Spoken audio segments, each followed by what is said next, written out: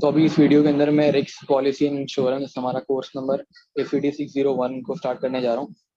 तो यहाँ पे बेसिक डेफिनेशन और कॉन्सेप्ट में बात करूंगा ताकि MCQs जो हमारे एग्जाम में आने वो हम कवर कर सकें।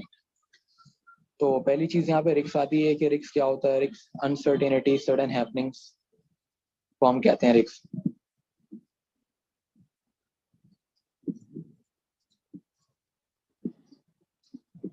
ऑब्जेक्टिव ऑफ रिस्क की अगर मैं बात करूं तो ऑब्जेक्टिव ऑफ रिस्क जो होते हैं हमारे, वो ये होता है कि रिस्क हमें मेजर करना आना चाहिए, वो मेजर हो सके, इजी टू मेजर हो, और वेरिएशन उधर पॉसिबल हो। एक्सपेक्टेड वैल्यू से जो हम एक्सपेक्ट करें उससे अप एंड डाउन हो सकते हैं।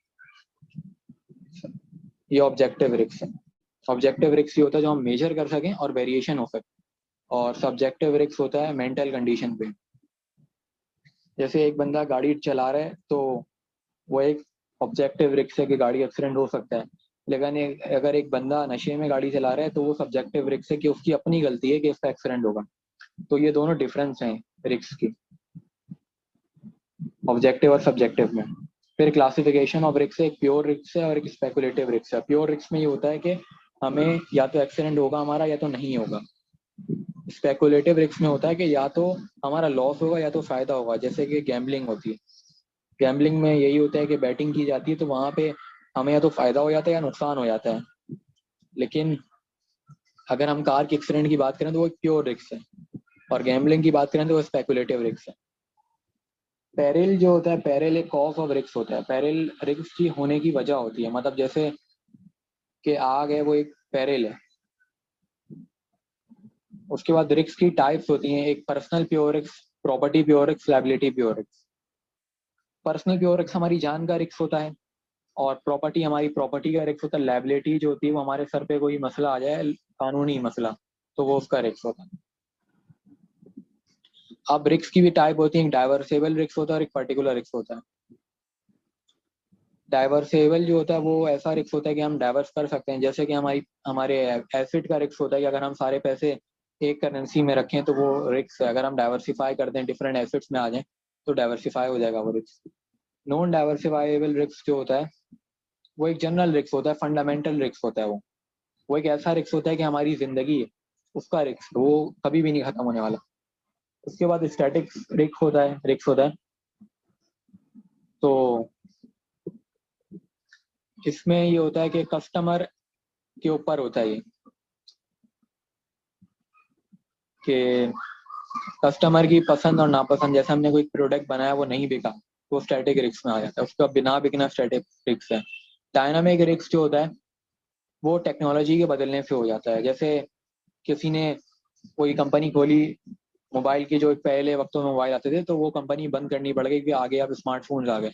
तो डायनामिक रिस्क टेक्नोलॉजी का रिस्क होता है कि अपग्रेड आ जाती है टेक्नोलॉजी में। फिर इंटरप्राइज रिस्क होता है। इंटरप्राइज रिस्क में तीन रिस्क होते हैं, strategic risk, operational risk, financial risk. Strategic risk ये होता है कि मैं एक ऐसी कंपनी बनाऊं जो कि बहुत अच्छा काम करे, लेकिन कोई और कंपनी वही काम करे लेकिन लोगों को कम कीमत में वो प्रोडक्ट बेचे, तो स्ट्रेटेजिक रिस्क हो गया। वो कंपनी मेरे लिए खतरा हो गई कि मेरी प्रोडक्ट नहीं बिकेगी। ऑपरेशनल रिस्क ये होता है कि मैंने एक इंडस्ट्री लगाई जो कि पेट्रोल पे चलती है, लेकिन पेट्रोल की प्राइस डबल हो गई, तो मैं ऑपरेशनल रिस्क पे आ गया कि मैं ऑपरेशन बंद करने पड़ गए क्योंकि लॉस हो गया। जैसे एयरलिफ्ट अभी पाकिस्तान से बंद हो गई और डिफरेंट कंपनीज बंद हो रही हैं, तो ऑपरेशनल रिस्क की वजह से हो रही है। फिर फाइनेंशियल रिस्क ये होता है कि मैंने पाकिस्तान की करेंसी में मैं एक बिजनेस कर रहा हूँ और मेरी एक बिजनेस इंपोर्ट एक्सपोर्ट की, और मैं पाकिस्तान की करेंसी अपने पास रखता हूँ अपने प्रॉफिट्स को, तो कल को पाकिस्तान की करेंसी डाउनफॉल का शिकार हुई है तो मेरा फाइनेंशियल लॉस हुआ है, तो ये फाइनेंशियल रिस्क है। तो इसके लिए डाइवर्सिफाइबल पोर्टफोलियो बनाना पड़ता है। उसके बाद आते हैं burden of risk on society. Burden of risk on society ये होता है कि हर एक इंसान के पास कुछ पैसा होता है सेविंग, जो इमरजेंसी फंड होता है। तो एक हमारे ऊपर अगर रिस्क है तो उसकी रिस्क को कंट्रोल करने के लिए मैं अगर इंश्योरेंस नहीं कराता तो मुझे बहुत सारा पैसा रखना पड़ेगा बैकअप पे, घर के अंदर, कि इमरजेंसी की सूरत में मेरे पास काम आए।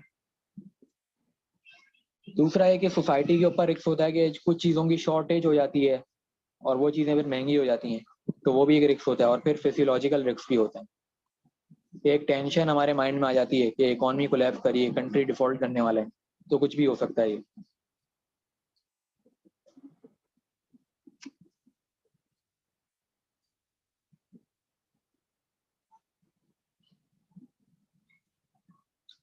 उसके बाद है techniques of method for handling risk. कौन सी टेक्निक है जिसकी वजह से हम रिस्क को रोक सकते हैं? पहली technique risk control. Risk control में हम रिस्क अवॉइडेंस करते हैं। जैसे कि अगर किसी के पास आईफोन है तो वो आईफोन घर में रख के बाहर नहीं लेके जाए, तो उसने रिस्क को अवॉइड कर दी। अच्छा, ये टेक्निक ठीक नहीं है, क्योंकि ये टेक्निक ऐसी है कि अब हमारे नोट्स के अंदर एग्जांपल लिखी हुई थी कि अगर आपको डिवोर्स का डर है तो आप शादी नहीं करो।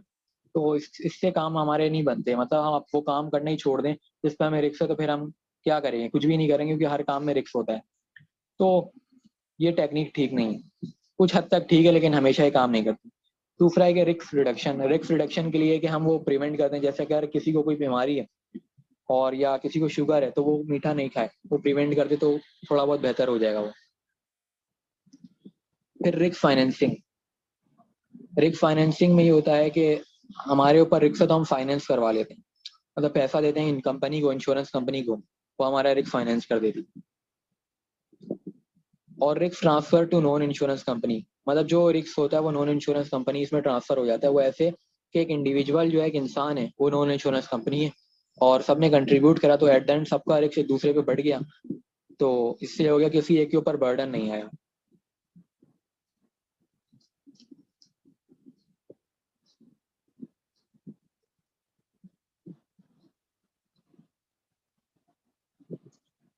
रिस्क ट्रांसफर के अंदर पूलिंग टेक्निक आती है। पूलिंग टेक्निक में होता है कि दो इंडिविजुअल हैं, वो आपस में तो कॉपरेट नहीं करते। कि अगर जैसे दो दोस्त हैं, एक दोस्त के ऊपर मसला आता है, या एक सोसाइटी है वहाँ बहुत सारे लोग रहते हैं, तो किसी एक के ऊपर मसला आता है, किसी एक का घर जल जाता है, तो बाकी लोग कंट्रीब्यूट नहीं करेंगे क्योंकि सेल्फिश लोग हैं। लेकिन अगर एक इंश्योरेंस पॉलिसी उसी सोसाइटी के लोग कर लेते हैं बाय, तो सब पैसे देंगे और वो ये पैसा किसी एक के काम आएगा। तो एट द एंड ये पूलिंग टेक्निक होगी। तो उसके बाद लॉ ऑफ लार्ज नंबर है। लॉ ऑफ लार्ज नंबर में ये होता है कि जैसे एक सिटी है, वहाँ पे कुछ एरिया ऐसे हैं जहाँ क्राइम रेट हाई है और जहाँ कम है। लेकिन जब हम लॉ ऑफ लार्ज नंबर को यूज करते हुए, तो हमें एक एवरेज रेट मिल जाता है, क्राइम रेट। तो उससे ये होता है कि सब equal amount of premium charge करते हैं, तो सबका फायदा हो जाता है। एट द एंड सब पे डिवाइड हो जाता है लॉ ऑफ लार्ज नंबर की वजह से। लॉ ऑफ लार्ज नंबर हमें कहता है कि population mean is approximately equal to sample mean, तो ये हमारे लिए काम आता है इंश्योरेंस के अंदर। उसके बाद प्रोबेबिलिटी थ्योरी यूज होती है। प्रोबेबिलिटी थ्योरी के अंदर फ्रीक्वेंसीज यूज होती हैं, और ये हमें कुछ करवाया गया था, लेकिन ये काम का नहीं है हमारे लिए।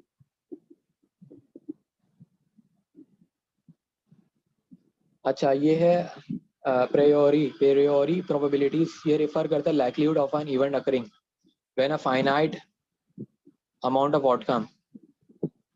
मतलब एक ऐसी प्रायोरी प्रोबेबिलिटी कहते हैं, एक डाइस हो गया या फाइन हो गया, उसकी हमें फाइनाइट अमाउंट ऑफ आउटकम पता होता है, हेड आएगा टेल आएगा। और प्रायोरी प्रोबेबिलिटी इसी तरह होती है कि मैं गाड़ी चला रहा हूँ तो एक्सीडेंट हो सकता है और नहीं भी हो सकता, तो ये दो आउटकम है, या तो होगा या नहीं होगा। लेकिन पोस्ट पोस्टेरियरी प्रोबेबिलिटी जो है, इसमें हमें पता नहीं होता कि हमारे आउटकम कितने और इवेंट क्या है, हमें मतलब बिल्कुल अनसर्टेन होते हैं। और ये हम सिर्फ पास्ट एक्सपीरियंस से जज करते हैं। क्राइम रेट हो गया या जो चीज़ें डिफरेंट सोसाइटी में हो रही हैं, वो पास्ट डेटा से जज करते हैं। फिर इंश्योरेंस का यूज केस क्या है कि रिड्यूसिंग और एलिमिनेटिंग रिस्क करता है, combining sufficient number of homogeneous exposure increases cost of losses. मतलब हमारे लिए फायदा करता है कि रिड्यूस कर देता है रिस्क को, एलिमिनेट कर देता है।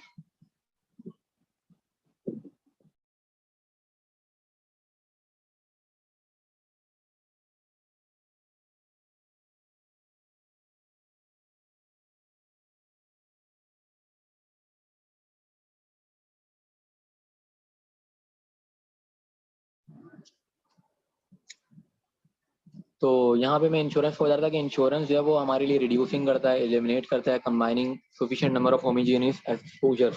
तो जितने भी मतलब चांस होते हैं ना रिस्क के, हर इंडिविजुअल का डिफरेंट होता है, तो सब कंबाइन हो जाता है। तो सब पे बर्डन आता है, तो बराबर बर्डन आता है, तो आसानी हो जाती है, किसी एक पे ज्यादा बर्डन नहीं आता। ये बहुत इंपॉर्टेंट टॉपिक है, इकोनॉमिक कंट्रीब्यूशन ऑफ इंश्योरेंस। पहला है कि पीस ऑफ माइंड, दूसरा efficient use of capital. Peace of mind इस तरह होता है कि जब हम इंश्योरेंस करा लेते हैं, तो हमें अपने घर में पैसा रखना नहीं पड़ता ज़्यादा। मेडिकल अगर हम हेल्थ इंश्योरेंस करा लेते हैं, तो हमें हॉस्पिटल के लिए नहीं रखना पड़ता, हमारा सब कुछ इलाज फ्री में हो जाता है। दूसरा, ये एफिशिएंट यूज ऑफ कैपिटल ऐसे होता है कि जैसे मैंने हेल्थ इंश्योरेंस नहीं कराई हुई थी, तो मैंने अपने घर में 5 लाख रुपए रखे हुए थे कि कुछ भी होता है तो काम आएंगे।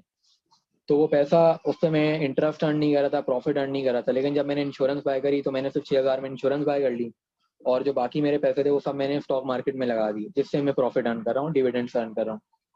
फिर कैंसिलेशन की टाइप होती है फ्लैट रेट, फ्लैट कैंसिलेशन होती है, तो ये हम खुद कैंसिलेशन करवा देते हैं अपनी पॉलिसी। और एक होती है प्रो रेटा कैंसिलेशन, प्रो रेटा ये कंपनी कैंसिल कर देती है। और एक होती है शॉर्ट रेटा कैंसिलेशन। प्रो रेटा इसलिए होती है कि जैसे हमने पॉलिसी ली और अगले दिन ही अपनी गाड़ी ठोक के फिर क्लेम मांग रहे हैं तो कंपनी हमारी कैंसिल कर देगी। और शॉर्ट रेट ये होता है कि हमने कुछ महीने तक भरते रहे प्रीमियम या कुछ सालों तक, फिर हमने बोला कि हमें अभी इमरजेंसी की ज़रूरत है पैसों की, तो हम वापस पैसे अपने लेना चाहते हैं, तो 4 से 5% हम पे जुर्माना लगता है और फिर हमें पैसा दे दिया जाता है। लेकिन फ्लैट में ये होता है कि पूरे पैसे दिए जाते हैं, क्योंकि हम जिस दिन पॉलिसी लेते हैं उसी दिन कैंसिल करा देते हैं। फिर क्लासिफिकेशन ऑफ इंश्योरेंस है, तो यहाँ प्राइवेट इंश्योरेंस हो गई, लाइफ इंश्योरेंस, ये सारी टाइप्स हैं। इंडोमेंट लाइफ, यूनिवर्सल, वेरिएबल, ये सारी टाइप्स हैं, पहली वीडियो में मैं डिस्कस कर चुका हूँ। और वो लाइफ इंश्योरेंस ही बता चुका हूँ।